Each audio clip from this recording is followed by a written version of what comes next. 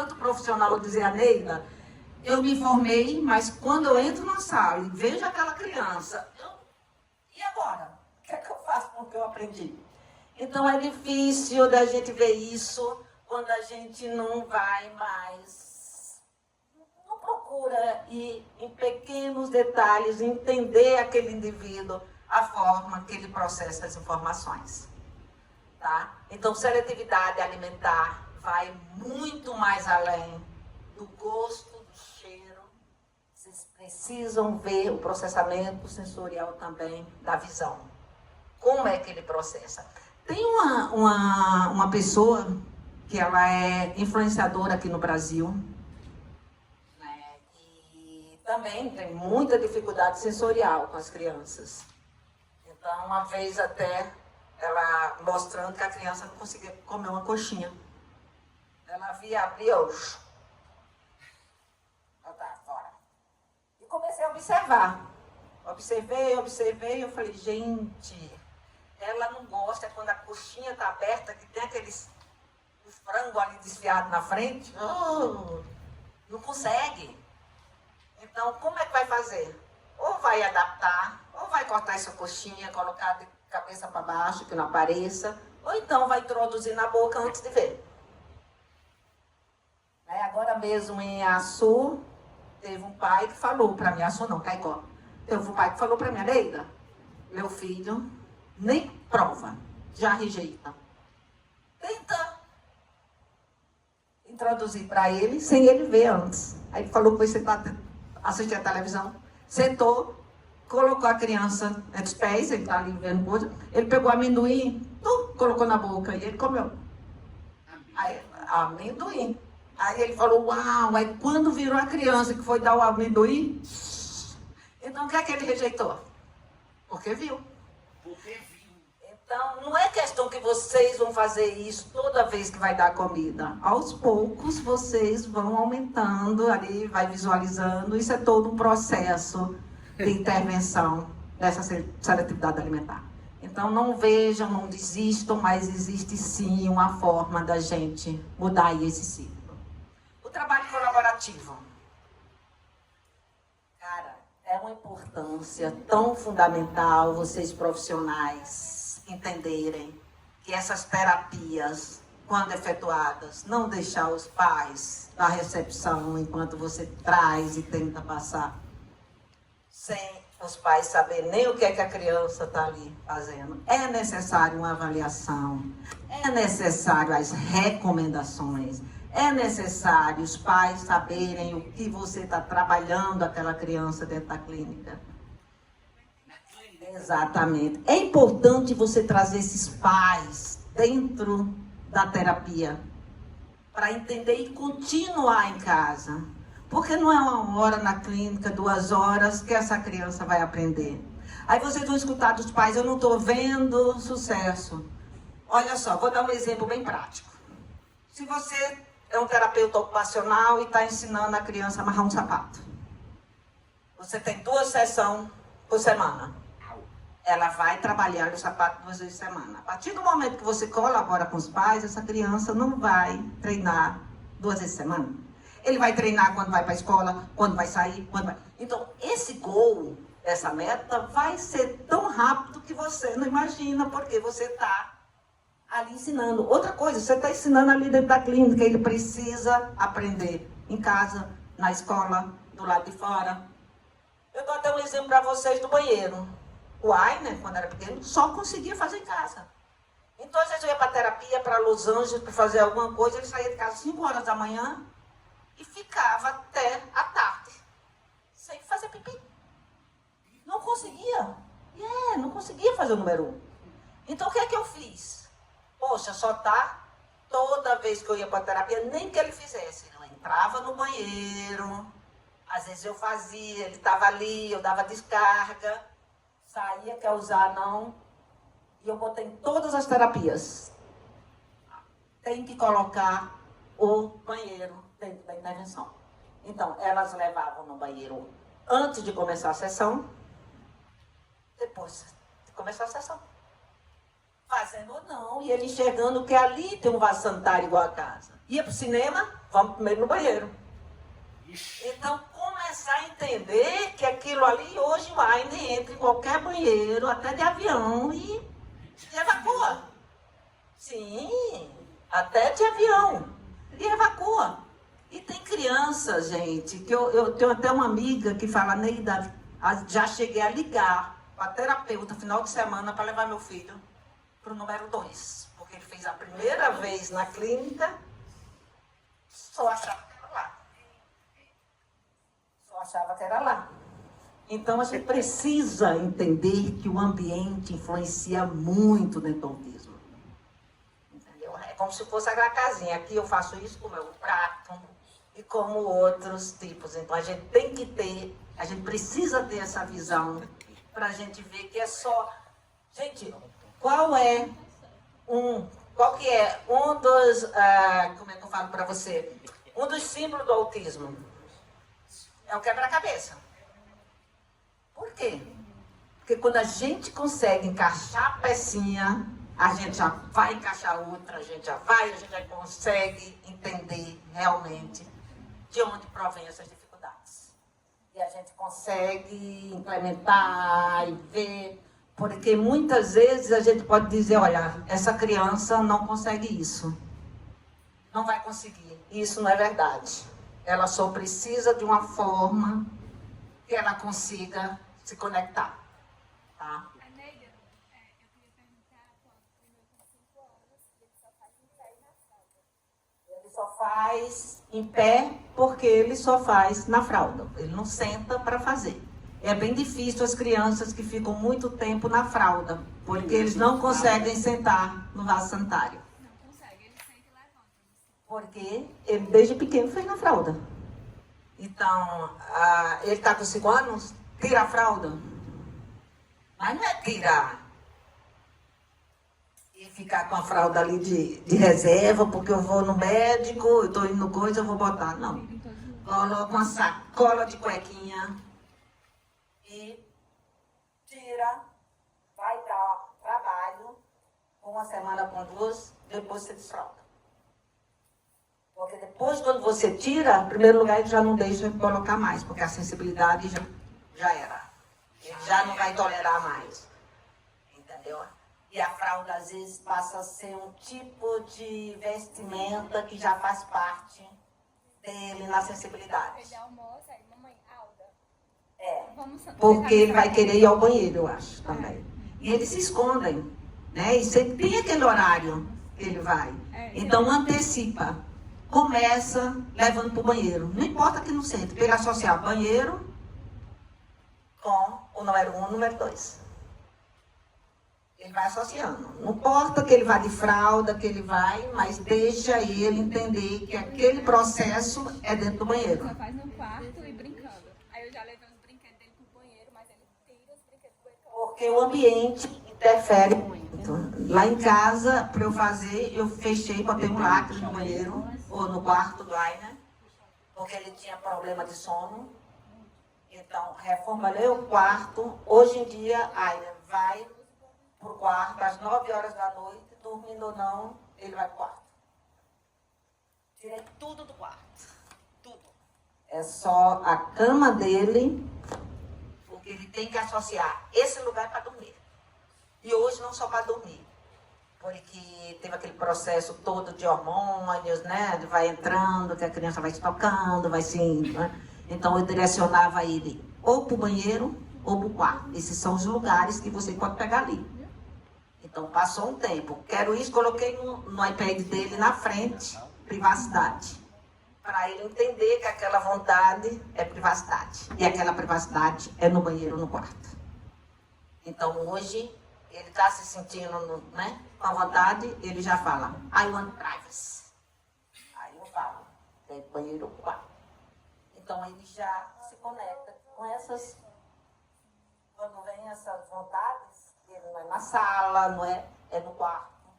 Então às vezes até quando está fora, se o hormônio bate, aí ele fala, home, home. Aí ele olha para mim, Pedro? Aí olha de novo, Pedro? Tipo, quarto, banheiro, já sei. Aí eu vou, do you want privacy? Aí ele fala, privacy, privacy, privacy. Eu falo, ele já está naquele estão ali mexendo com ele. Mas ali ele já conecta esses locais. Então é importante a gente saber dessa dificuldade ambiental. Tá? O seu filho, ele costuma pegar, se lambuzar, ele faz esse processo? Não, ele comunica que quer fazer cocô, só que o negócio é porque ele não senta no celular. Não, aí mas eu tô falando, ele se estimula. Quando vai fazer xixi, ele pega, né? Não, eu tô falando pegar no pupi. Pega também. Pega, se mela, se mexe. Isso tudo é bem, nesse processo de 5 anos é comum. Ele tá pegando e ele tá se autorregulando. Eu oriento você pegar, você pode pegar uma bacia com argila, porque a cor é semelhante. Você coloca ele sentado, ele não precisa sentar sem a roupa. Você pode colocar do jeito que ele está, de roupa, sentadinho, o brinquedinho que ele gosta, traz a argila, eu digo argila é para tirar essa coisa de pegar, entendeu? De pegar. De pegar, de se lambuzar, de gostar de, entendeu? Às vezes tem deles que botam até na boca, entendeu? Eles faziam, Luci, é bem comum. Então, bem comum. Mas aí você precisa trabalhar primeiro aquela sensibilidade. A argila, eu falo porque a argila é algo que semeia, entendeu? Então, dá sentado. Você gosta? Assim, no caso dele, como eles mas ele só faz cocô em casa. Só faz cocô na escola. Mas aí, assim, essa adaptação, você falando dessa transição da seria melhor ela fazer as férias, por exemplo, que aí ela ia ter todo Lá, Para ele não ter que estar em casa sem a fralda, você fazer uma adaptação e usar a fralda para a escola. mas isso é que vem o trabalho de colaboração entre os pais e a escola. É isso que a escola precisa entender. Porque não é para tirar a fralda. Porque se tirar só em casa e fazer todo o processo em casa e ela não entender como vai acontecer na escola, aí vão segurar, tá com vontade, não vai usar o banheiro, vai. Então, é necessário fazer em colaboração. Isso eu estou pegando muito com as escolas e clínicas. Gente, o desfraude não é só serviço da família. Porque a criança faz o número 1 e número 2, ou o adulto, em qualquer lugar. Sentiu vontade, tomou líquido. Ele não toma líquido na escola? Ele não come na escola? Ele tem que entender que isso é aquilo que tem que existir. Então, na hora que você for desfraudar, você manda a sacolinha do Aine. Eu comprava centenas de cuecas, uma parte para a escola, fez. Depois eles começam a sentir dificuldade de estar sujo, de estar molhado. Então eles vão começando a se conectar.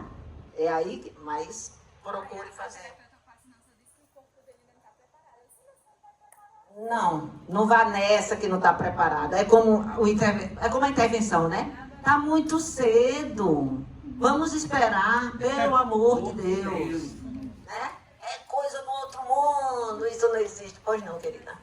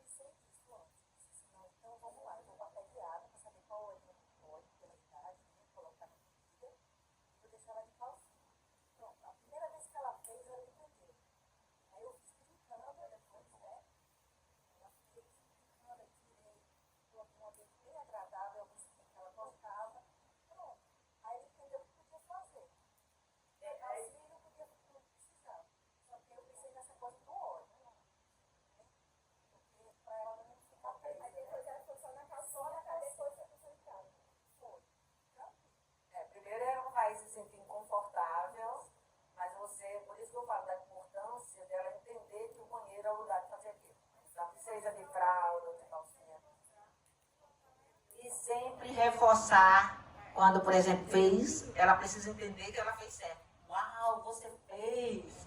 Ou dar alguma coisa que ela gosta muito, que seja música, ou ela entender que ela está fazendo, colocar correto.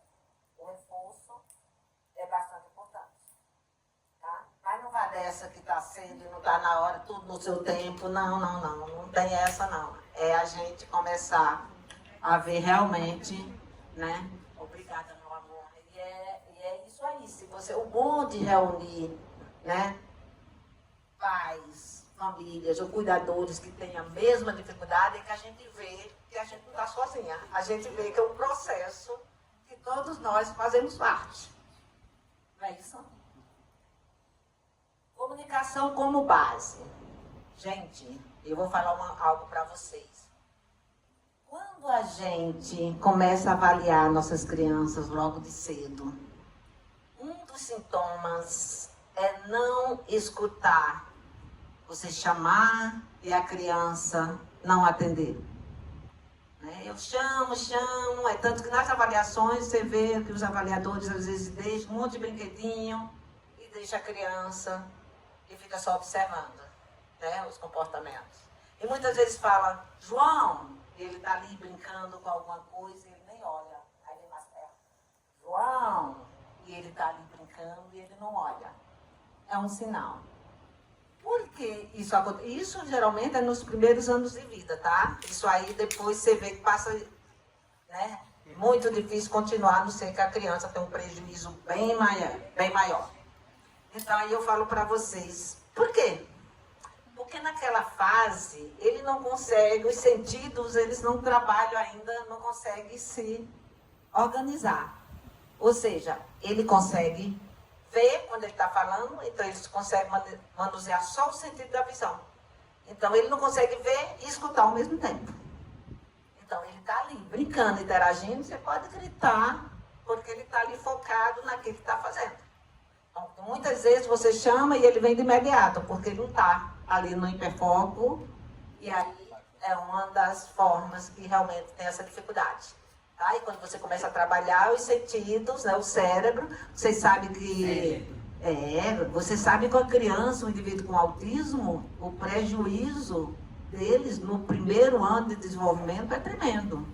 Por isso que eu falo muito, meu filho tem 3 anos, 4 anos, não foi diagnóstico nível 3. O nível não é possível detectar nos primeiros anos de vida, até 5, 6, 7 anos. O nível, nos Estados Unidos, você não vai dar um nível da criança com 2, 3, 4 anos, porque o cérebro dele ali está desenvolvendo.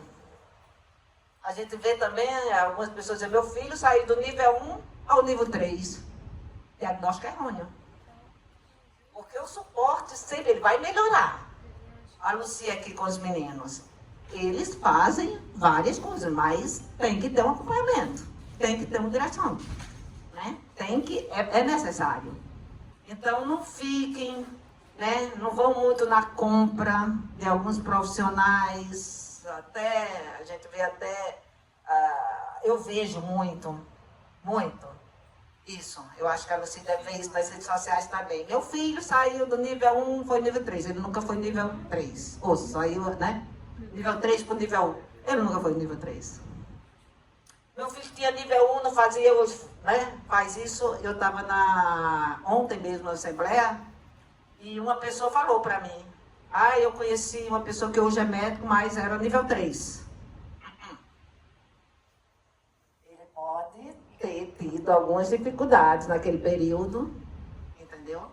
Mas é um nível, é um comprometimento muito grande para, entendeu, passar. Inclusive o DSM-5, que é o diagnóstico de doenças mentais, apesar que o autismo não seja doença, mas ele está incluso dentro desse desse manual, que é justamente onde os terapeutas, né, o psicólogo trabalha justamente dentro daquele marco do diagnóstico, ele vai ser alterado. Ele não vai ser mais. Na próxima edição, eu não acredito, com os estudos da Califórnia, eu não acredito que ele vá continuar sendo nível 1, 2 e 3. Eu acho que vai entrar aí no diagnóstico o autismo profundo. Que é aquele mesmo que tem um prejuízo cognitivo, né? Porque o nível, geralmente, é o nível de suporte dessa criança. Né? Uma criança que não veste a roupa, não escova os dentes, precisa de suporte para tomar banho, precisa de... Então, aí... Mas só que o autismo profundo vai além disso. Tá? Vai a parte cognitiva mesmo de você não conseguir associar as palavras, né? As dificuldades. Agora mesmo, fazendo umas perguntas para o Ângelo, você viu, ele sabe. Mas às vezes até a forma que a gente pergunta. Os estímulos discriminativos de uma frase. Se você perguntar para o meu filho, como é seu nome? Ele vai pegar o iPad e vai dizer, My name is Aine Folsom. Ele vai. Mas se você perguntar, qual o nome do seu irmão? Aí ele vai dizer, My name is Aine Folsom. Então, ou seja, ele só pegou aquela palavra ali de uma frase completa. Então, como a gente pergunta e procurar as palavras corretas para que ele se conecte, é essencial. Não que a gente vai fazer sempre aquelas perguntas. A gente faz e aos poucos a gente vai, né, passando palavras diferentes até ele conseguir. Mas isso aí é muito, muito comum. Entendeu? Muito comum. Nas terapias mesmo, às vezes perguntam, sabe disso? Aí vai perguntar, faz uma pergunta, ele responde completamente, aí eu vejo com estímulo discriminativo, aí ele responde correto. Às vezes é uma palavrinha ali que você acrescentou, porque quando você faz uma frase completa, às vezes ele só pega uma palavra. Então o que é que eu fiz? Eu perguntava, como é seu nome? Ele responde, Aneida Folsom. Então eu quis ensinar, como é o nome do seu irmão mais velho? Então já tirei o nome da pergunta, quem é seu irmão mais velho? Mais velho é a palavra que ele conecta. Então ele vai. My older brother is Eric. Né? Ele vai dizer que o irmão mais velho... Aí o irmão mais novo, em vez de eu perguntar como é o nome do seu irmão mais novo, aí eu falo, who is your younger brother? Ele só pega o nome novo. Entendeu? Então é uma forma também da gente entender esses estímulos discriminativos para poder fazer a conexão. Tá? Análise do comportamento aplicada, ABA, tá? Ela não é só uma terapeuta, ela não é só uma terapia, tá, gente? É uma ciência, porque tem dados comprovados, a gente trabalha todo o tempo coletando dados. Então, o que é a ciência? Quando você prova que aquilo dá um resultado. Então, com essas coletas de dados, a gente consegue provar como a criança mudou de um comportamento para o outro. Né? Então, aí você comprova ali que aquilo ali realmente, aquela forma de ensino está sendo aceita e está sendo processada. Então, o reforço positivo, como eu acabei de falar aqui, se a criança saber que está fazendo o correto. Gente, todo mundo trabalha por um propósito. Você trabalha? Qual a motivação do seu trabalho? Primeiramente é o que eu gosto de fazer, né? Eu acho que a gente tem que saber descobrir o que é que você gosta de fazer na sua vida. Trabalhar tem que ser o quê? Senão não tem sentido. Maravilha. É uma motivação. A minha motivação do meu trabalho, na maioria das vezes, é o salário no final do mês. Né? Junto com o que você gosta. Você trabalha, né? Ela trabalha com a motivação, eu trabalho com a combinação, porque necessito do dinheiro no final do mês também. Então, isso é força. E essas crianças que estão em terapia, trabalhando o tempo todo, o que é que elas precisam entender? Que ela precisa de um reforço. Ela precisa ser paga, vamos dizer. Então, a gente mostrar que ela está fazendo a coisa correta é quando a gente reforça. Uma criança gosta muito de Coca-Cola, vamos supor. Você não vai dar Coca-Cola para a criança, mas alguns momentos de comportamento e você sabe, e se mostrar, ela faz. Então, só o início daquilo que você acha que você não vai conseguir, você coloca como reforço. Primeiro isso, depois isso, vocês vão ter um resultado bem mais real do que uma criança que está sentada e não vê que vem nada em troca. Então, reforço na análise do comportamento, ela é essencial para um trabalho, né, progressivo, tá? Modelagem. Gente, a modelagem é essencial de todos os aspectos. Quando você modela, você passa para a criança, passa para o indivíduo a forma realmente. O que é modelar? A modelagem vem de várias formas. Tem a modelagem física, tá? Quando você pega na mão, você mostra, ok. Vamos aprender a trocar primeiro um plano aí de ABA no ambiente da criança. Vamos ensinar essa criança a botar um short. Então, você pega o short e você vai modelar com ela para ela subir. Bota uma perna. Quer queira ou que não queira, para eles são muitos comandos, gente. Tem que botar uma perna, tem que botar outra, tem que pegar e tem que subir. Aí, 4 ou 5 comandos. Então, você quebra esses comandos em pedaços, modelando. Ok? Primeiro, ele vai aprender a botar as pernas. Aprendeu? Levantar. Depois, quando ficar independente, botar as pernas, levantar, aí depois você finaliza. Então, é muito importante a gente fazer essa texto-análise, essas análises de tarefas, quando a gente quebra ela em vários pedaços. Se alimentar. Aprender a usar o talher. Eu acho que a melhor forma de modelagem é você estar atrás da criança, se ela tiver, você pega a mão dela, ela ali sentada, e você ajuda. Então, é a modelagem física. Aí você depois vai ficar o tempo todo nessa modelagem? Não. Aí vamos passar por uma modelagem espacial. Você pode pegar só a mãozinha dela aqui, a parte aqui do cotovelo, e levar aos poucos, só dando aquela instrução. Então, ela já está ali no outro nível. Aí você vem já, vamos supor, numa análise gestual. Você aponta para que ela finalize só você apontando, até ela chegar à independência. Então, existem vários tipos de modelagem, tá? Para o PECS, né? Você vai ensinar a criança a se comunicar através de figuras, você vai pegar a mãozinha dela e vai pegar... Ok, na escola, vamos supor, vamos ensinar essa criança a se comunicar, quer ir para o banheiro. Ela está ali com um painel que está ali com aquelas palavras-chave. Banheiro, gosto, quero sair. Você monta aquilo, a criança quer ir no banheiro, ela vai levantar, ela vem, pega a figura do banheiro e vai dar para alguém dizendo que quer ir no banheiro. Então, para esse processo acontecer, você, antes de levar ela para o banheiro, você já sinaliza, já modela ela, já mostra, e você faz 2, 3 vezes até ela chegar a entender que quando quer ir para o banheiro, ela tem que pegar a figurinha. Ou o aplicativo de comunicação. Ou os sinais do banheiro.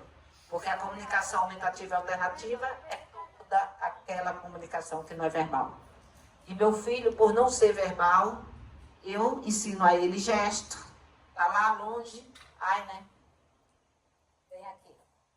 Então, um gesto de chamada. Eu ensinei isso aí por causa da praia. Às vezes ele corria muito para um lado e eu gritava. Ele olhava imediatamente. Quando eu fazia isso, ele imediatamente virava e vinha. Mas todo esse processo iniciou através de modelagem. Estava na piscina. Não podia levar o iPad para a piscina. Eu queria que ele saísse. Sinal de sair. Vamos sair da piscina. Então, são gestos e quando a gente gesticula, é legal a gente soltar a parte verbal também, para ele começar a assimilar também, né, o significado daquele gesto que a gente está ensinando. Tá? Reforço positivo a gente já comentou, a modelagem, o encadeamento é justamente isso. Quando você vai ensinar uma criança a tomar um banho, a trocar de roupa, a escovar os dentes. São várias etapas que precisam ser elaboradas. O Aine hoje escova os dentes? Escova. Ele hoje escova os dentes com escova elétrica, coisa que eu nunca imaginava. Antes eu botava o headphone para poder usar a escova elétrica, né? Que faz aquela zoadinha aí. Então eu usava headphone. Hoje ele já escova sem headphone. Ele já consegue processar aquele som. É importante também a gente saber de algumas ferramentas que a gente pode ajudar nossas crianças. O headphone, o abafador, ele consegue bloquear alguns sons. Porque se vocês podem observar, não são todos os sons que eles não processam. O Aine pode ir numa banda de rock. Ele não vai botar porque o som da guitarra, o som do cara, eu acho que alimenta o cérebro dele. Mas você vê um passarinho ali passando, pim, ele já não processa. Zoada de ambulância, moto, ele realmente, ele não processa. Aí pode dizer, poxa, mas ele pode processar? Ele pode processar, mas são barulhos que ele não vê todo o tempo. Né? Quando eu moro na praia, logo quando cedo, quando eu ia para a praia, era um martírio no meu filho, que eu ainda tenho um vídeo quase de porta, ele já entrava assim, ó, na praia. Vai deixar de ir para a praia porque ele tem essa dificuldade? Não. A gente vai ensinar ele a processar. Hoje ele vai para a praia, pula, ele nem coloca porque ele já entende. E também a previsibilidade. Alguns sonhos que vêm de repente que ele não está esperando, é chato. Chegar por trás de alguns indivíduos com autismo é um baque. Surpresa, imprevisibilidade. Chegar de repente. Ontem mesmo eu estava falando com meu marido no telefone. Meu filho escutou, estava lá de fora, no Aeroline, o mais novo, e ele veio por trás do sofá. Não joga de tempo. Ele quase que teve um ataque cardíaco. Jogou, já falei para ele chegar por trás de mim. Não, vai com calma, porque é uma coisa que ele não estava esperando. Chegou inesperado. Então a gente precisa entender essas dificuldades até para a gente não deixar que isso ocorra. Ou seja, prevenir antes de acontecer. Né? Entender as limitações é muito importante, gente. A gente consegue realmente se adaptar e ver que é um processo que é só, entendeu? Procurar entender como a gente pode, vamos dizer assim, ajudar nesse momento. O que é que a gente pode adaptar? O que é que a gente pode acomodar? Isso é algo, assim, maravilhoso. O ensino naturalístico, né, que é o NET, é aquilo que nós, pais, podemos fazer todo o tempo. É aquilo que a Lucy faz todo o tempo em casa, é aquilo que eu faço em casa, é aquilo que você deve fazer em casa, você. E a gente aproveitar aquele momento para ensinar. Todo momento de nossas crianças em casa pode vir do ensinamento. Eu vejo nada, no momento exato. Eu estava vendo até outro vídeo seu, outro dia, que cada palavra, ou cada gesto, ou cada comportamento que não está ali batendo, a Lucy chega, não. O certo é esse. Gente, todo o tempo a gente precisa fazer isso. Porque a gente vai ver que é a forma mais correta, mas não falo mais correta, porque toda forma de ensino, eu acredito válido, mais funcional. E o resultado é mais rápido. É quando a gente pega ali naquele momento. Aquela história de fotos que eu falei para você. Ensinar o que é fome, ensinar aquela alegria, ensinar a usar o banheiro. Tudo isso, quando a gente começa a fazer no dia a dia, a gente vê que o resultado é preciso e é funcional. Você estimule da hora que a criança levanta. Não façam por eles. Mas ele não sabe fazer, ajude, modele. Mas deixem eles fazer. Comece de manhã com a rotina diária. Na hora do banho, o Aina, por exemplo, eu não posso deixar meu filho independente para lavar o cabelo, para passar sabonete, porque vai tudo para a boca. É mais forte com ele, não tem área nenhum sensorial que vai ajudar ele naquilo. Entendeu? Ele não tem a sensibilidade do quente e do frio. Então, eu não posso deixar ele no banheiro, não poderia deixar ele no banheiro, porque ele ia mudar a água automaticamente. Né? No banheiro tem um chuveiro e só tem aquele lá, né? Aqueles movimentos repetitivos. Então, o que é que eu fiz? Eu tirei a maçaneta, só é um ferro. Então, ele entra e só abre com a chave de fenda. Só gira. Então, eu ligo e ele pode ter o tempo dele ali. E depois, quando eu venho para botar o shampoo, e não pode ter shampoo, não pode ter sabonete, porque ele vai tomar o shampoo, ele vai. Então, para facilitar a minha vida, eu acomodei o banheiro dele. Eu tiro essas coisas e entro com ele, faço ele passar aqui, mas com supervisão. Mas a gente pode, sim, fazer algumas acomodações e facilitar. Uma coisa que mudou minha vida foi o colchão do Aina. Eu ele sujava no colchão, ele não deixava botar a coxa. Sabe aquela coxa que a gente bota em volta? Ele tirava, às vezes até entrava entre o colchão e eu não, às vezes tirava o colchão da cama. E eu sempre querendo entender esse comportamento. Passei muito tempo e hoje eu descobri o problema. O problema era o colchão. Era o tecido do colchão. Era o tecido do lençol. Eu coloquei um colchão de hospital, que é aquele colchão grosso, que fica mais fácil de limpar, fica mais fácil. Foi a melhor coisa do mundo. O sono do Ainer mudou. Mudou a dificuldade de dormir. Ele não gosta de lençol, ele gosta da parte fria, da textura. E, cara, como é que eu ia adivinhar isso? Quantos colchões eu mudei? Quantos lençóis eu mudei? E era só uma coisa ali que... E eu fui mudando o colchão. Fui mudando. É isso. Quando eu cheguei nessa textura, quando eu cheguei, acabou o problema de dormir. Então, às vezes, não é o sono mesmo, é o ambiente que a criança está. Então, isso é interessante a gente começar a adaptar. Tá? Eu não sei se vocês têm esses problemas aqui com colchão, com dormida, mas faz um teste, se tiverem. Plano de ensino individualizado. Eu acho que o plano de ensino individualizado não deve ficar só na escola.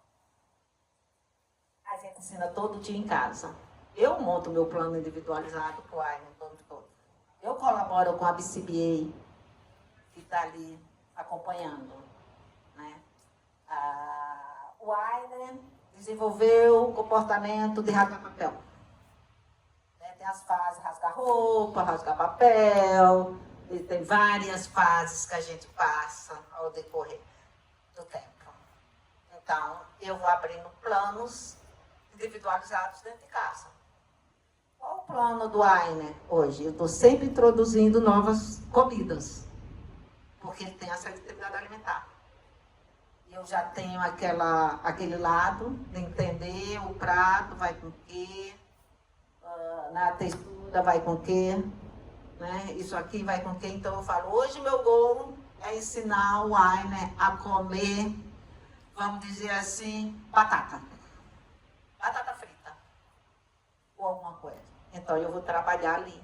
Eu primeiro vou entender onde é que este vai com o quê. Eu trago muito ele para dizer, para me mostrar e apontar. Tá? Porque muitas vezes, crianças como a Ainer, a gente faz o que a gente escolhe a roupa, a gente escolhe a comida, a gente leva para o local que a gente está levando. E quando a gente abre essa opção para eles, nossas vidas se transformam. Hoje, para o Ainer, eu sei qual é a roupa, geralmente. Vocês veem o Ainer, muito, se você for acompanhar ele na rede social, vocês vão ver que ele praticamente não usa estampa, não usa, são mais cores. E para eu descobrir isso, foi uma data. Apanhei muito. E depois, quando eu notei que as puxadas de cabelo ou coisa eram por causa da estampa ou lista que ele não estava conseguindo processar, eu mudei. Comecei a usar liso e eu vi que melhorou muito o comportamento. Cabelo solto, cabelão, porque o cabelão fez isso perto do Ainer, cara, ele agarra. Sentido sensorial. Então, comecei com ele, uso mais o cabelo cortado. Perfume. Sempre procurei ver os comportamentos dele, o que refletiu o perfume. Tem muitos pais também, a parte do professor. Meu filho não bate com esse professor, ele não se adaptou. Às vezes é até a voz da pessoa que ele não consegue processar. O meu, ele tem bastante problema com isso. Tem. Eu passo a manhã na escola, não saio de lá. Na porta da escola, não saio. Eles não querem que eu saia. Ele passou por uma escola que passou muito duro. Foram 4 anos de sofrimento. De duro. E hoje ele não consegue entrar para achar em escola, em nenhum local. O último processo que ele passou foi de agressão física. E ele não consegue usar o crachá dele e nas escolas eu tenho bastante problema. Essa parte do crachá, como o headphone, como o óculos, eles é muito difícil processar. Colocar o headphone, colocar, né? Porque tem toda a parte de sensibilidade. Ele não quer usar nada. Já pediram para colocar aquele Headphone. isso. E ele não deixa. Ele não quer mais que fale mais. É porque existe um processo de ensinar. Ele tem que saber o benefício, entender o benefício desses acessórios. Teve um caso aí, eu não sei se a Aline vai passar aqui. Está aqui, Aline, o caso da Ana Priscila. Vou botar o caso aqui da Ana Priscila de Caicó. E ela conseguiu num dia. E agora a criança já não quer tirar o telefone.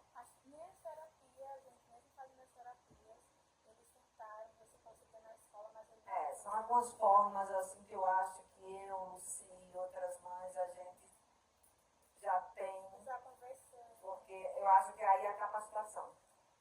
Porque o que esses profissionais precisam são, às vezes, isso aí não é culpa de profissional não, tá, gente? Vocês, se tem alguém profissional aqui, é justamente a parte que a gente aprende. Porque eu também fiz vários cursos, né? Tenho formações.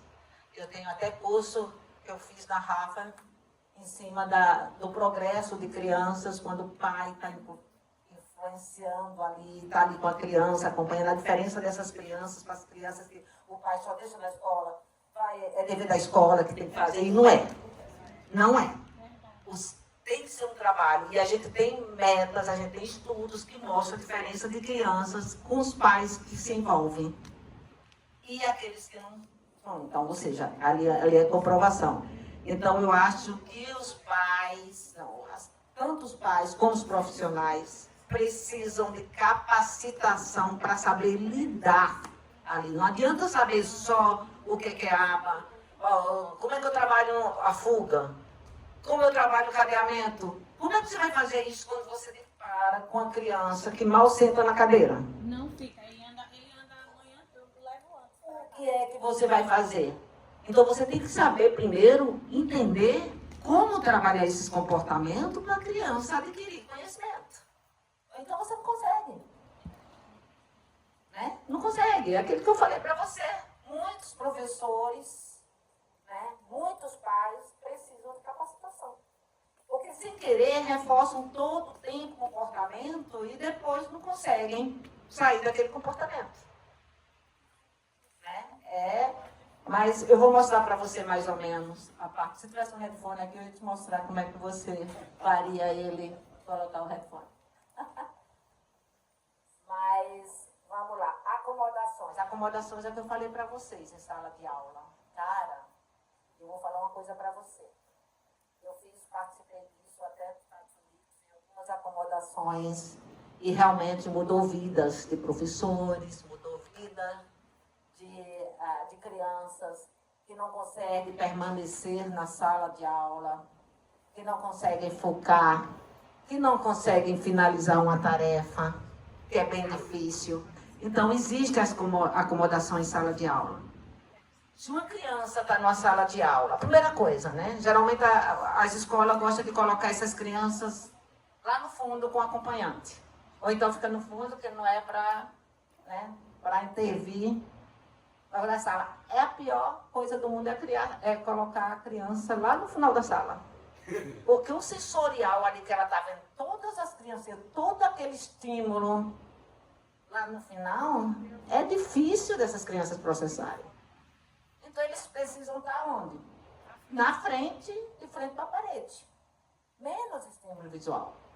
A criança tem movimentos que não consegue ficar muito tempo sentado, não coloca na cadeira. Existem umas bolas de pilares que a gente utiliza também lá. Na escola lá, você vê mesas separadas de 4 e você tem cadeira e tem bola de pilar. Porque a partir do momento que eles estão se movendo, eles estão substituindo aquele comportamento que eles precisam de movimento, o cérebro vai acompanhando, então eles conseguem focar mais. Então, é uma acomodação. Acomodação no pé. Existem umas, o Aile tem 2 ou 3 diferentes texturas. Coloca essa criança para tirar o sapato na sala e coloca um tapete sensorial, porque enquanto ele estiver se autorregulando ali, ele vai estar focando. Então, acomodações é essencial. Headphone, muito barulho em sala de aula, a sala precisa disponibilizar um headphone. Então, vocês têm que ver a parte sensorial de visão, a parte sensorial de toque, a parte sensorial de...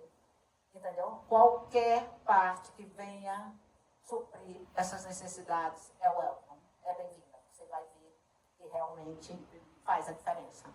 Tá? Então, escola, acomodar. A criança não consegue finalizar aquela folha. Você dá a folha com 3 tarefas.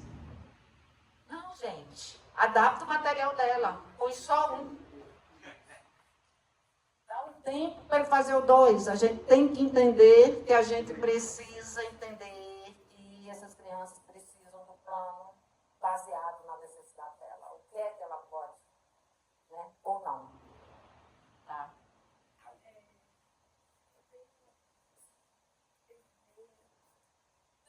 Tenho uma dúvida que permeia o meu fazer. Eu sou pedagoga, trabalho na escola. E, claro, a gente tem crianças, né, autistas, com outros transtornos. E aí a gente depende, como você está falando aí, do nível de suporte, do que a criança consegue fazer ou não. E aí uma dúvida grande que eu tenho é, muitas vezes tem criança que ela não consegue ficar 4 horas, por exemplo, em uma sala de aula. Né? Uma criança... E aí, assim, a gente sai como vilão quando a gente percebe isso e foca para a família, e aí a família acha que a gente quer se livrar da criança. Né? Porque, como você mesmo está falando, dentro do PEI eu vou direcionar o que essa criança vai desenvolver dentro da escola. Então, vai ter aquele momento que eu vou fazer esse estímulo para que a criança consiga realizar o que foi determinado para ela naquele período, até ela conquistar, que sejam as acomodações, para ela conquistar aquela habilidade para poder ela avançar. Então, eu consigo realizar essa né, demanda naquele dia, e aí fica a criança o resto da hora da escola. Claro, não são todos, eu estou falando de casos específicos. Então, fica a criança o resto do horário todinho lá dentro da escola, fugindo da sala de aula, gritando, se movimentando, correndo, chorando.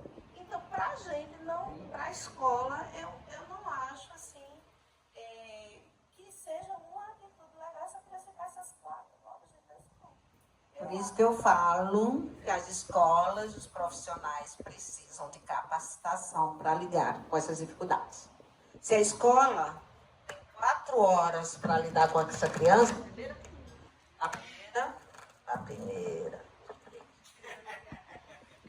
a primeira coisa que se tem que trabalhar com essa criança é a rotina dela dentro da escola. Moças do Rio Grande do Norte? Cidadã natalense, gente. Os três. Você... Nós não somos daqui, né? Nós não somos daqui de Natal, né? Somos do Rio Grande do Norte, mas nasci em Apudi, que é uma cidade do interior, e eles nasceram em Mossoró. Então a gente já teve, né, esse cidadão natalense e também parnamiranense, sei lá, você vai dizer. Parnamirense, uma coisa assim. Porque parnamirense, acho que é. Por causa da praia de Pirangi, né? Que eles adoram a praia de Pirangi, para eles chamam até a minha praia e aí recebeu também. Luci, bem resumindo, porque eu sei que todo mundo conhece a sua história, eu tenho muita coisa para perguntar. Estou falando. Fala um pouquinho das dificuldades que você teve, né? Os maiores desafios com o diagnóstico. Quais são os maiores desafios dentro do diagnóstico? Senta aí, né, Gugu? Vai sentar? Bem, diagnóstico naquela época que eles nasceram, ninguém falava em autismo, portanto, não ia se falar, né? Jamais ia ter esse diagnóstico. Mas eu, aos 2 meses de idade, ou antes até, eu já sentia que alguma coisa estava errada. Eles não olhavam para mim, eles não acompanhavam nada. Eu sempre fui muito de estimular. Eu acho que nasci para estimular, para ensinar. E tudo que eu fazia eu não recebia resposta, né? Não olhava para mim, não gostava. À medida que iam crescendo, né? Os meses iam passando. Ô Augusto, por favor, todos dois sentados. Então, à medida que os meses iam passando, eu ia cada dia achando que as coisas não estavam bem. E aí comecei a procurar médico, e vinha Natal, a Recife, a Fortaleza, a Campinas, em São Paulo. E a única resposta era, eles têm um atraso no desenvolvimento, isso já com 2 anos e meio, né? E disseram que eu procurasse um centro maior para que eles tivessem terapias nessa área do desenvolvimento, né? Para corrigir as falhas do desenvolvimento. Só que eu já sabia que eles tinham essa falha. Aí foi quando a gente já conseguiu ir para Fortaleza e moramos, né, 3 anos em Fortaleza, e foi lá quando falaram que eles tinham característica de autismo. Não foi diagnóstico formal, porque ninguém nem falava em autismo. Esse médico, como tinha vindo o médico da clínica onde eles foram de terapia, lá em Fortaleza, falou que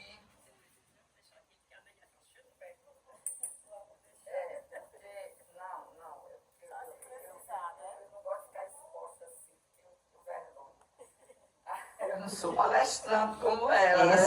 É sim. Aí, lá em Fortaleza, quando disseram isso, eu fui procurar, né? Livros, essas coisas, nem existia. Eu encontrei um só, quer ver? Autismo, década de 80. Lá estava Ângela e Augusto, tudo que eu estava passando por ele. Isso já aos 4 anos, viu, quando eu vi. E então eu nunca tive um diagnóstico, um peso, porque eu era consciente que eles tinham. Naquela época a gente chamava eles tinham deficiência, né? Não, naquela época a gente chamava fulano deficiente, né? Deficiente mental. Eles chamavam até de retardado, né? De retardado mental. Tem muito do AI, né? E aí eu comecei por mim mesma, mesmo na clínica, né? Eles faziam as terapias que naquela época, não sei se... Acho que hoje em dia já estão abrindo mais para os pais, mas naquela época era tudo trancado lá dentro, a gente não sabia o que eles estavam fazendo. Ainda é, você. Ainda é. Se eu fosse esperar para pelas terapias, eu nem sei o que teria acontecido. Eu comecei a estimular a Ângela e Augusto desde pequenininho, 2 meses de idade, porque se eles não olhavam para mim, eles não sorriam. E a criança, olha, eu sempre acompanhei meus 3 filhos mais velhos, que eu tenho mais 3, né, que já nasceram antes deles. E eu sempre fui aquela mãe mesmo naquela época, de procurar ver como era o desenvolvimento. Também eu tinha feito pedagogia, né, em psicologia a gente... Estou esperando, viu, Augusto?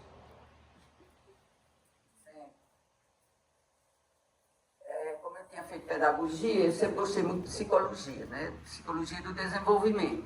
E eu via que eles não estavam indo como os outros 3, né? Então eu ficava no pé.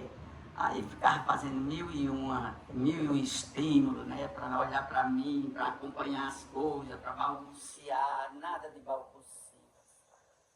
José Augusto nunca balbuciaram até dizer as primeiras palavras. Nunca disseram mãe, o pá, aqueles glu que a criança não faz, é a coisa mais linda do mundo. Eu não tive esse prazer com Ângela e Augusto. Eles não olhavam para mim. Eles não tinham, é uma coisa. Ângela e Augusto foram tão comprometidos que vocês nem imaginam. É a diferença dos estímulos, né? Assim. Agora foram muito estimulados. Eu acho assim. E quando eles começaram há 3 anos, eu já tinha 3 filhos, que aí eu volto à questão da inclusão, que para mim, se hoje Ângela e Augusto estão na situação que estão, foi a inclusão, pessoal. muito mais do que terapias, muito mais do que meus estímulos, tenho certeza que foram muito importantes, mas a inclusão, aquela que quando eu saía com meus 3 filhos mais velhos, e eles 2, porque eu jamais iria sair com os 3 e não levá-los, apesar da hiperatividade intensa, apesar do não entendimento do que a gente falava, mas eu digo nós porque era a família toda. Sempre isso recai mais para cima da mãe, né? Que a mãe é quem Somos unidos. Tá lá. Não é que meu marido nunca foi de agir, né? De estar ali na ativa, mas ele estava por trás de mim fazendo tudo o que eu queria fazer, até hoje. Então ele me dava um suporte tremendo e até hoje, tudo que eu quero, eu faço com o apoio dele. E Ângelo e Augusto era de uma hiperatividade intensa que qualquer mãe assim mais displicente, não, eu saio essa vez, mas da outra vez, do próximo final de semana não saio mais, não. Realmente. Isso eu conto no livro, né? Não vejo a hora de ver esse livro, gente. Já estou até ansiosa com esse livro da Lucy. Não, está na editora ainda. Bem, Augusto, você quer que eu fale outra vez?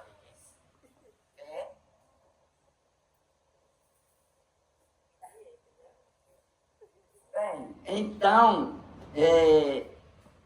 a inclusão eu considero, meu Deus do céu, se eu fundei uma escola, quando cheguei aqui em Natal, e meus filhos não foram aceitos nas escolas que eu procurei, e eu falei com meu esposo, gente, a gente tem que fundar uma escolinha para que nossos filhos estudassem. Porque eu dizia, não é só a escola, é importantíssima no desenvolvimento da criança, mas não é só a questão, eu vou colocar na escola para ele aprender a ler, escrever, não sei o que lá. Não, eu sempre vi a escola como o local onde meus filhos tivessem condições de conviver com as outras crianças. Na minha cabeça, que eu nunca fui orientada, foi intuição, foi coisa talvez da minha formação também, pedagogia, mas eu pensava o seguinte, se eles, como criança, não tiver alguém para eles se referenciar, como que eles vão se desenvolver? Eles tinham que ver uma criança típica e a nossa sociedade exige, né? O nosso comportamento social. Então, como eles iriam ter um comportamento social se eles não vissem a criança típica como se comporta? Esse era o tópico principal, não era aprender a ler e escrever, por incrível que pareça. Claro e evidente que quem é que não quer, né, que desenvolva. Mas como eles tinham muitas dificuldades nas relações sociais, então, na interação social, então eu queria que eles frequentassem a escola. E assim, a gente fundou a escolinha, que depois se transformou, era Jardim Escola Dois Amores, depois se transformou na Escola Educar, quando cresceu era educação infantil, depois foi até o 9º ano. E aí, o que eu sempre vi era o quê? A inter-relação deles com as pessoas. Porque na escola, pessoal, não é só aprender os conhecimentos. A escola, principalmente a pessoa com deficiência, ela age muito, talvez, no caso do autismo, muito mais na socialização. Na escola tem uma entrada. É na entrada onde as crianças mais se comunicam. Na escola tem a saída, também há muito vai e vem, eles ficam geralmente num pátio, num local. As escolas têm comemorações praticamente toda semana, ou de 15 em 15 dias, ou de mês em mês, nós temos comemoração aonde se reúne todo mundo, ou numa quadra, ou num auditório, etc. Na escola tem os passeios, e tudo isso fortaleceu muito o desenvolvimento de Ângelo e Augusto na escola. Porque teve também um problema muito sério. Eles nunca se interessaram pelo currículo normal de uma sala de aula. Eles só se interessam quando tinha um assunto que realmente eles tinham interesse, eles aprendiam alguma coisa. Mas, por exemplo, matemática, eles são 0 à esquerda. Se você viu que ele, quando falou aqui em números, ele... Um objeto que, por exemplo, valha...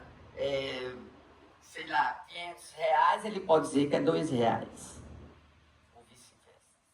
Então, assim, eles têm muitas dificuldades ainda por conta exatamente do interesse. O hiperfoco no autismo é comum. Então, nos hiperfocos, eles são muito bons. Ô, Luci, qual é o maior desafio de você hoje, eles nessa idade? Qual é o maior desafio? A seletividade alimentar, que eu vendo você falar aqui, quer dizer, eu não tive, infelizmente, ao longo dos anos, nenhuma orientação, né? O autismo veio explodido um dia desse para cá, poucos anos para cá. Porque mesmo quando havia os congressos, que eu não perdia quando começaram os congressos, mas não tinha... por exemplo, os conhecimentos que se tem hoje. Mas essa parte eu acredito que ainda hoje não existe, assim. Acho que a gente, né? Essa visão que a gente tem, eu acho que você mesmo na rede social, você solta tanta coisa ali, que quem está ali vivendo o dia a dia não percebe às vezes, porque a gente está naquela dificuldade do dia a dia e você está estimulando ali todo o tempo, e você mostra que tudo que você faz dá resultado, tanto que eles estão aqui, olha, quanto tempo que a gente está aqui, né? Mas foi muito lento, sabe? Eu acho que nem todo mundo tem paciência. Eu digo isso porque mesmo na escola, eu lembro algumas mães que tinham filho autista, às vezes elas me irritavam, porque ela achava que o filho dela não tinha que aprender a ler e a escrever. E às vezes aquela criança era tão comprometida, ela nem olhava para o professor, era uma criança que já adulta ainda fazia necessidades na fralda. Ainda usa fralda, né? Ainda usava fralda. Tinha crianças que não falavam e não sabiam dar um recado, ou quando falavam, nem sabia dar um recado, nem sabia dar uma resposta. E assim, foi muito difícil, sabe? Eu acho que a inclusão, como eu vinha falando, requer a saída. Você na sala de aula, a criança aprende com o outro o comportamento. Mas é só na escola que ele vai aprender? Não.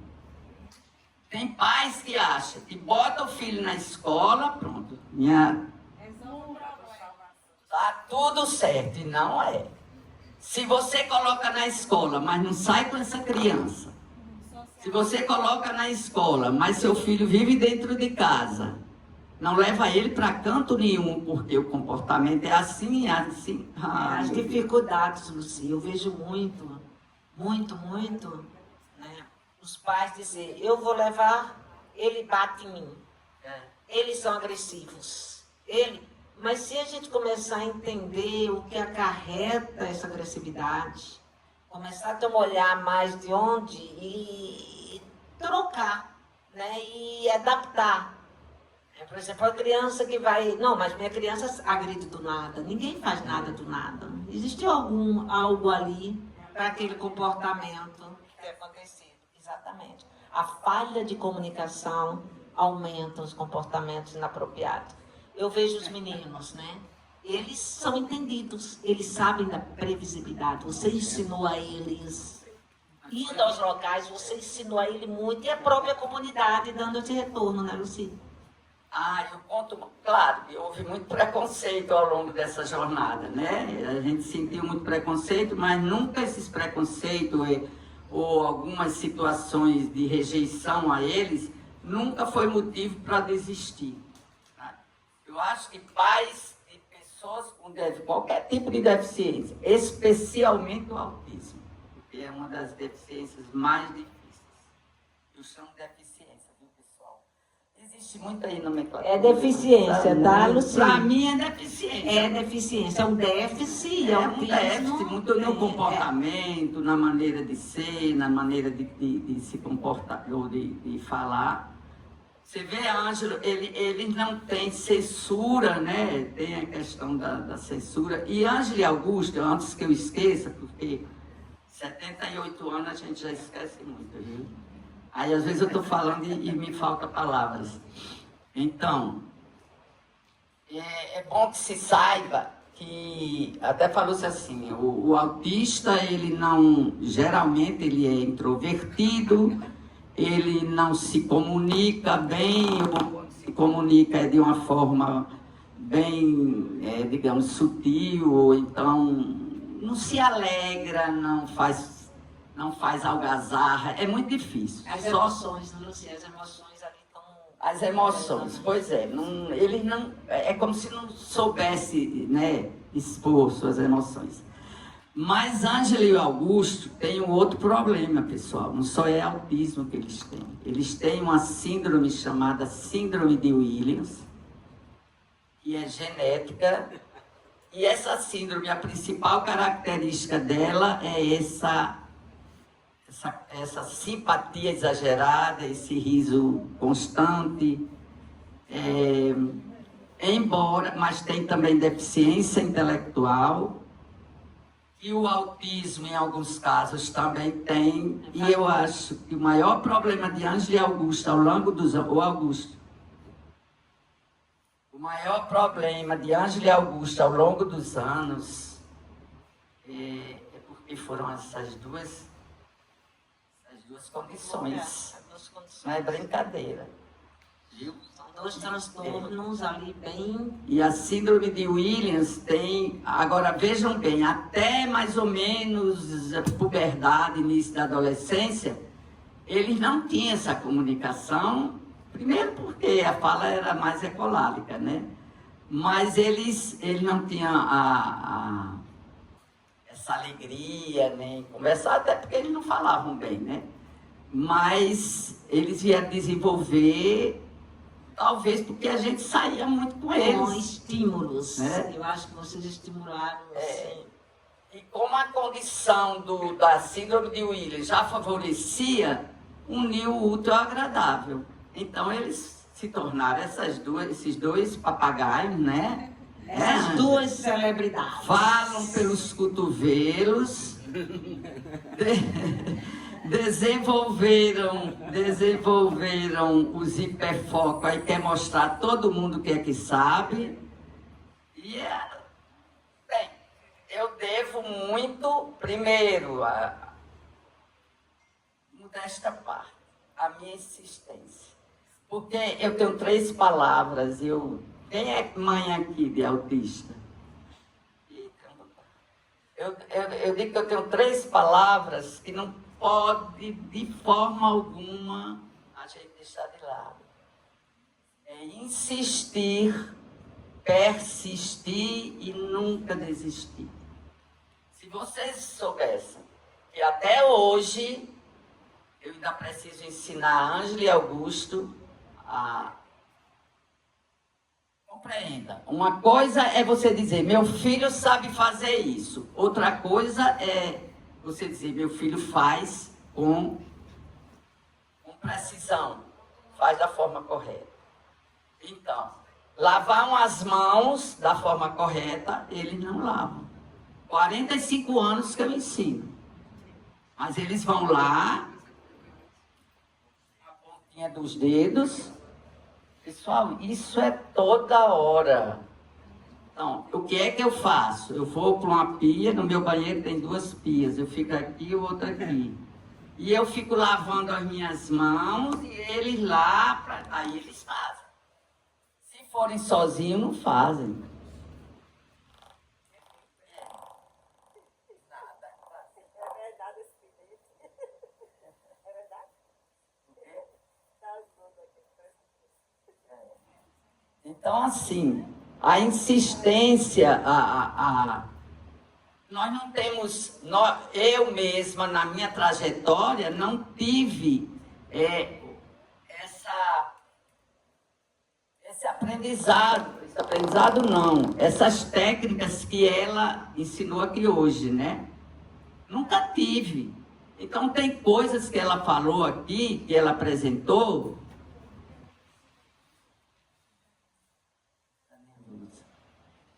O que é? Ele quer falar,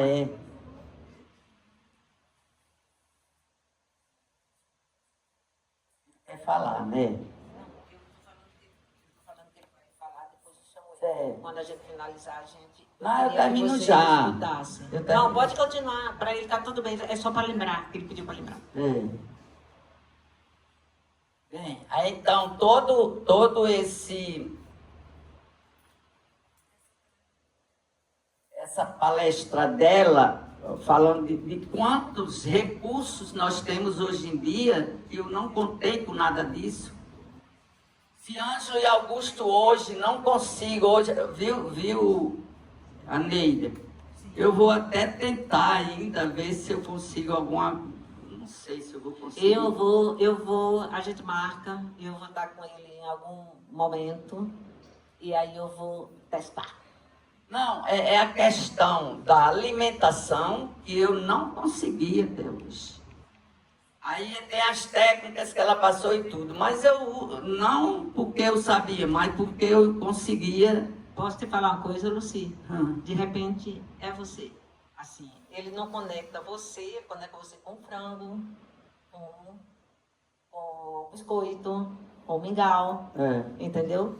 E por esse tempo todo, seu contexto, de repente, em outro ambiente, sem você, assim, que você esteja, de repente, vamos testar. Pode ser isso também. Olha, mas olha, o caso da seletividade deles é muito forte. Lá na Associação dos Autistas, tem uma formada em alimentos, como é que chama? Nutricionista. Uma nutricionista. Você está falando. Amo. Não, eu estou só falando como é o jeito de vocês, mas eu não vou mudar, não vou mudar isso. Olha, é impressionante. Então, lá na Associação dos Autistas, tem essa nutricionista que está fazendo lá um trabalho. Aí tem até uma foto, eles dois lá manipulando os alimentos, tava assim, o rosto transformado, sabe? Não tem quem faça eles provarem em nada. Às vezes ela até contou aí e colocou no outro recipiente, às vezes eu chego assim, olha, vamos só provar. Se vocês não gostarem, vocês jogam fora. Mas não tem quem faça. Aí às vezes eu pego eles desprevenidos, com uma coisa assim, bem gostosa, um doce, uma coisa, aí ele bota na boca. Olha, vocês precisam ver o alarme. Sai vomitando, se acabando, principalmente Ângelo, porque Augusto ainda come macarrão e paçoca. Mas o Ângelo não muda de forma alguma arroz de leite. Ele A rigidez, né, Lucia? É enorme. É uma rigidez incrível. Ângelo disse 37 anos que come arroz de leite. Não, é 40 anos que eles comem arroz de leite com peito de frango. Mas é super nutritivo, né? E a gente agora bota graças a Deus vegetais, que... né? tudo. Muita nutrição. Graças a Deus. Tem criança que toma Coca-Cola e biscoito, assim, todo tempo. Não, é um mingau. O alimento deles é isso, um mingau de manhã. Nesse mingau eu tento misturar vários tipos de massas, onde tem milho, farinha láctea, aveia, não posso dizer. Sabe, muita gente gosta, é branquinho. Eu sei exatamente o que você está falando. Você... Tá? 2, pois é. E Gugu? Na hora que eu vou fazer o mingau, ou que as meninas lá em casa vão fazer o mingau, ele já chega. Bote não, viu? Não bota. Eu não boto gema, Augusto. Eu não já disse a você que eu não coloco a gema? Hein? Falando que não coloca. Um dia desse eu fui mostrar as gemas, Augusto quase vomita na minha frente. Visual. Saiu pulhando. Visual. Você vê o que é que o visual não faz, né? Processamento visual. Gente, quando a gente fala do processamento visual, a gente não está falando da lente, não. A gente está falando que está atrás da lente óptica. É o sentido da visão. No nosso cérebro, o sensorial está aqui, ó. E ele que passa a mensagem para os nossos sentidos. Vocês vão estar vendo aí no livro, tá? Que eu falo justamente do processamento sensorial. Mas, cara, o que eles comem é hipernutritivo. É o alho. Eu faço feijão, eu coloco cenoura, batata, coentro, mas ele não pode ver. Como você fala. Eu tenho que fazer de uma forma que desmanche, né? Porque a gente vê muito nesse número 2, a dificuldade, às vezes, de segurar e tudo, mas quando você consegue botar muita fibra, aí o corpo ajuda a soltar, né? Então eu vi com o Aina, por exemplo, que ele tem que consumir pelo menos 27 gramas de fibra para poder ele ficar ali de uma vez só. Porque muita gente no autismo, muita criança no autismo come muito lanchinho. Um pouquinho aqui, um pouquinho aqui, um pouquinho. Automaticamente ele vai fazer. Aqui, de novo. Então fica até aquele processo de dizer, pô, esse menino não vai parar de ir ao banheiro, né? De utilizar. Mas também é em cima. Então a nutrição que a Lucy coloca nesses é maravilhoso. Porque eles não comem nada de besteira. Né? E nem líquido, só água. Maravilhoso. É tanto que o lanche deles, eles só lancham os biscoitos, que tem que ser a mesma marca, né? Tem que ser, por exemplo, Augusto hoje está comendo Maria da Fortaleza, tem que ser Maria, aquela redondinha, ele não aceita de maisena compridinha, tem que ser a maisena da Fortaleza. E Ângelo Marilã, creme crack da Marilã, que tem o nome especial. Se for aquela que não tiver o nome especial, ele não come. Para vocês verem, a Lucy está falando aí, meus filhos, 3. A água lá, eu compro as garrafinhas, já. Aquelas de plástico, né? Caixa grande. Se mudar a água, eles não tomam. Não tomam, sim, só o rótulo. O que é que eu faço? Quando não tem, eu pego as vazias, mas e eles tomam como se nada tivesse acontecido. Ou seja, é o visual. É aquela marca, né? Tem que ser aquela marca, acabou. Só tomam água, com água. Eles nunca tomaram suco, eles não tomam. Eles tomam quando estão doentes. Aí se faz, né? Ela né, que trabalhava lá em casa, mas já saiu. Aí ela fazia chamar gororoba, né? Quando eles estavam com... Aí eles estando doentes, eles tomam. Agora se você visse, ela fazia um suco tão gostoso, botava limão, essas coisas. Quando eles iam tomar, fazia uma careta, mas tomava, né? Mas porque estavam doentes. Mas numa boa assim, não tem quem faça tomar um suco, nem comer um doce. Você vê a riqueza de informação Nem comer sobre isso. Porque é vivência, né? Ela tem toda uma história, todo um processo de dificuldade, Então a gente vê como o autismo varia de pessoa para pessoa. Olha, não fiquem desanimados quando vocês veem, olha, meu filho não faz isso, mas vamos supor, eu vi o Ângelo fazendo isso aqui, eu vi o Aina fazendo isso aqui. Não pensem dessa forma. Pense na criança de vocês, os alunos, como sendo único. A gente sai de qualquer situação realmente vexatória, a gente sai. Ela falando ali da questão do desfraude, se soubesse que eu passei. Eu ainda passo com desfraude. E ainda passa. A gente ainda passa e é interessante. Eu morei em Fortaleza, eles tinham, foi entre 4 e 6 anos, né? Foi o pior período da minha vida. Vou tornar a fazer propaganda do livro, viu? Pode fazer. Lá no livro eu conto tudo que eu passei em Fortaleza. Mas a pior coisa foi essa. Porque não só não fazia no sanitário, como tirava e esfregava. Ele se autorregula através... Por isso a importância da terapia ocupacional, trabalhar a textura. O Ainer, tudo ia para a boca. Eu comecei a trabalhar a textura, eu tirei a massinha, tirei as coisas que compro e passei para estar natural. Ou seja, pinabora, tipo geleia de amendoim, que é meio marrom, meio peguento. Vamos trabalhar isso, porque o público também é. Naquela época ninguém sabia. Não tinha, né? Diferença. É muito sensorial isso. Muita dificuldade. Nem ninguém poderia me orientar, porque ninguém sabia. Por isso que eu falo, eu não sei como é que você chegou. Por isso que eu falo, você é responsável por todos esses avanços. Mas eu acho que talvez fazer alguma coisa realmente.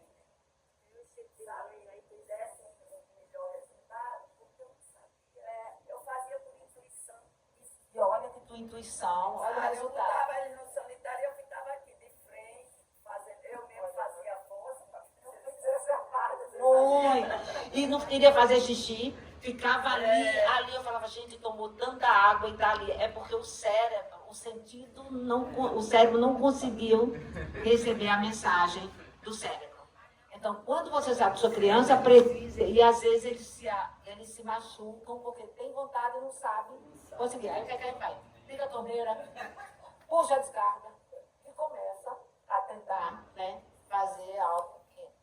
Gente, eu vou ter alguém que vai querer falar aqui, mas antes disso, eu vou passar rápido para vocês alguns vídeos, tá? Muito rápido. Vou sentar até aqui com você, Aline, e vamos finalizar com a fala do nosso amigo aqui também, que tem autismo, tá? Eu acho muito importante a gente... É rápido esse aqui. E a gente passa isso para vocês. A proposta da Neida é uma proposta bastante objetiva, que alia a parte conceitual a uma prática diária, a um trabalho consistente, com resultados. No segundo momento, a Neida trouxe aulas práticas, né? Nos auxiliou também na construção do plano de ensino individualizado e na supervisão nós tivemos a oportunidade de afinar a prática. A Neida traz dicas muito pertinentes, ela tem um olhar clínico muito apurado e o resultado disso é que realmente as crianças evoluem, tem resultado.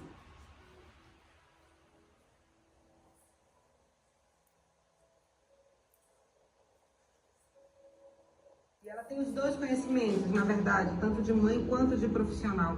E isso fez assim a gente decidir, sem sombra de dúvida, a participar desse curso, que foi pra gente um marco, um divisor de águas na nossa vida. Pôde ver também a Neida, inclusive fazendo as intervenções com o Ainer, né, de forma prática, mostrando ali pra gente no dia a dia, né, inclusive os momentos de estresse, de dificuldade, como é que ela agia ali, como ela se comportava, né, diante de um comportamento também do filho, né, isso foi muito importante para a gente. Então, ela nos mostrou exatamente isso, o que a gente precisa ver para atender as necessidades dos nossos filhos, o que de essencial ele estava precisando.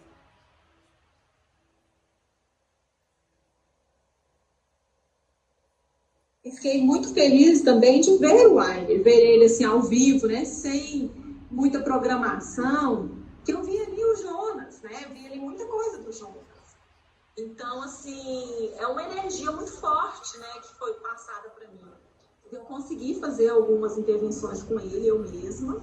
Tinha uma demanda que eu tenho desde que ele foi diagnosticado, eu pedia para as terapeutas, assim, me ensina a brincar com ele, me ensina, eu quero fazer como você faz, como que você consegue? Mas o fato é que eu consegui tirar o Jonas de umas crises que estavam ficando muito habituais, de um clima em casa muito tenso, ansioso, para a gente entrar num outro clima com ele, sabe? Assim, um clima de aceitação, compreensão, estímulo, mas sem aquela cobrança, sabe? Aquela coisa assim, o tempo é de Deus, o tempo é do Jonas, é um grupo de estudo, porque às vezes a gente saía daqui, eu ficava com uma interrogação assim, falava, não, eu preciso estudar mais um pouco sobre isso, porque às vezes uma coisa que você falava para mim, eu falava, não, eu tenho que pesquisar, eu vou pesquisar isso. Então, foi como que eu posso dizer, um curso que me fez ir atrás de mais informações, né? E eu gosto muito disso, né? Então, assim, eu vejo que o que acontece dentro da minha casa acontece na casa das outras pessoas,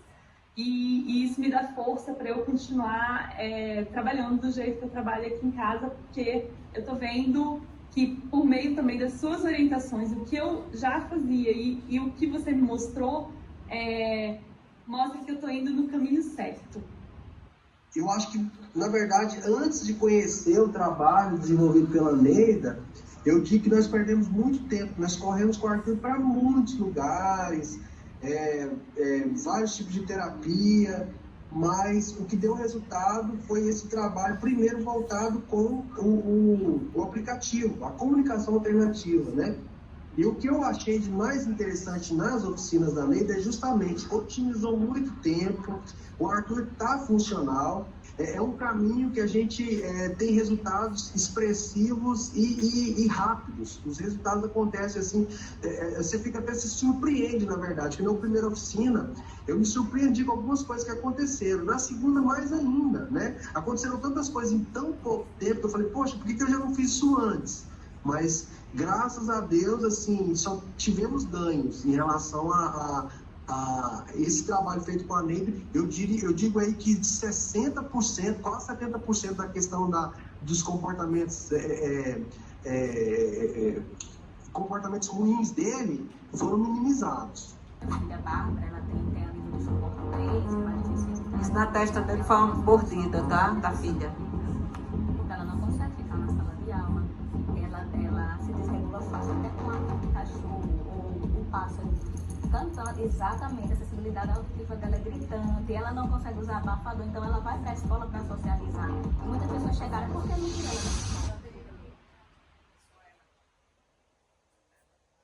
Essa é a Ana Priscila de Caicó. Ela tem autismo nível 3 e ela é muito agressiva, muito agressiva.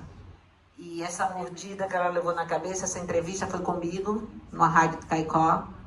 E quando eu cheguei e vi que foi na testa, ela falou que tinha sido a filha que mordeu, né?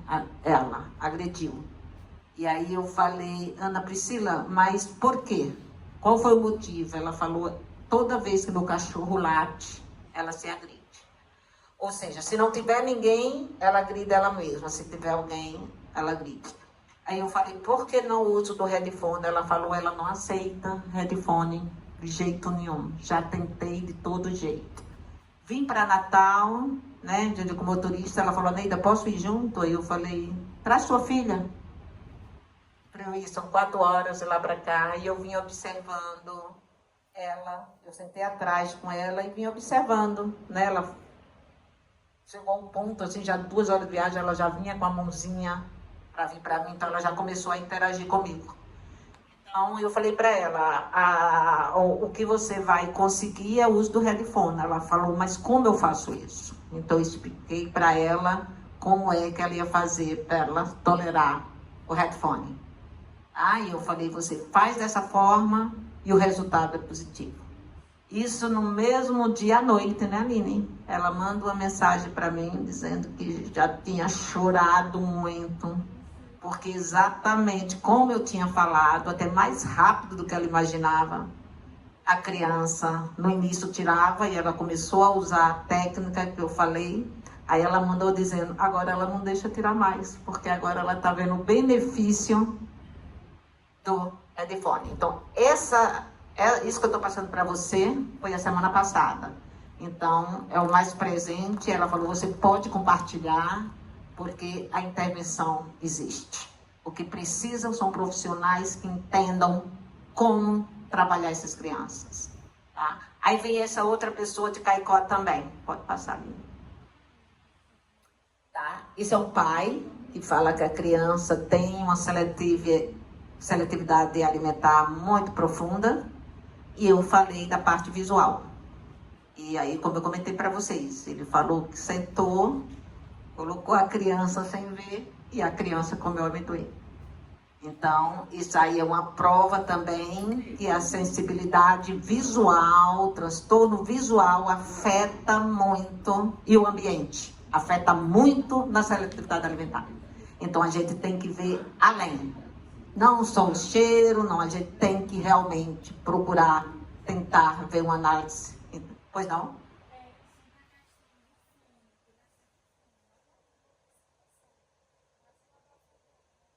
É a mesma coisa. E se você colocar com som, que tenha som, ainda é melhor. Porque ele está ouvindo som, ele não vai escutar no animal. Tá? Também para a escola. Bota o headphone. O abafador, ele tem o de maior, mas o headphone também tem a parte de bloqueio. Aí ele não aceita o abafador por causa da cor, por causa do modelo. Então, você começa com headphone e aos poucos você vai trocando para o abafador. Então, é aquela, né? Ele tem que entender e aceitar, tá? Primeiro. Isso aí, gente, é um treinamento da PAI do Paraná, tá? Com os profissionais. Eu estou aí online, real time. Na PAI eu implementei a parte de comunicação. Eu não acredito que existe televisão sem comunicação. Não existe. Então, é necessário trabalhar a comunicação aumentativa e alternativa em todas as intervenções. A gente tem que dar voz para nossas crianças. A gente tem que entender que elas também têm vontade. A gente não pode escolher, a gente precisa abrir. Se vocês forem vídeos, eu acho que o último, acho que foi ontem, antes de ontem que eu postei, eu mostro o Aine na loja de conveniência, procurando o que ele quer, para pegar o que ele quer. Quantas vezes a gente chega na loja e bota por eles? Vou botar isso que ele come, vou botar isso. Vamos dar mais poder, vamos levar nossas crianças para o mercado, e vamos mostrar que eles podem também apontar o que eles gostam. No Paraná, tá, gente? Ainda são eles, né? A gente está fazendo uma diferença. Já estou com essa capacitação na PAI do Paraná, que era para ser 3 meses. A gente já está um ano e pouco, né? Não quer realmente, porque os comportamentos eles aparecem todo o tempo. Então a gente vai trabalhando o sensorial dentro da sala de aula, o entendimento dos professores, para fazer uma análise mais compreensiva de comportamento, de como ensinar, de como modelar. Então, tudo isso tem nas minhas capacitações. Tanto capacitação para a família, como para profissionais de clínica e a escola. Tá? Te fazendo uma pergunta simples. O que acontece quando alguém tem algo a dizer, mas não consegue se comunicar? Comunicação não é só fala. Comunicação é olhar, gesto, imagem, escolha, intenção. É o jeito que a gente se sente conectado com o mundo. E é um direito básico, não só um privilégio.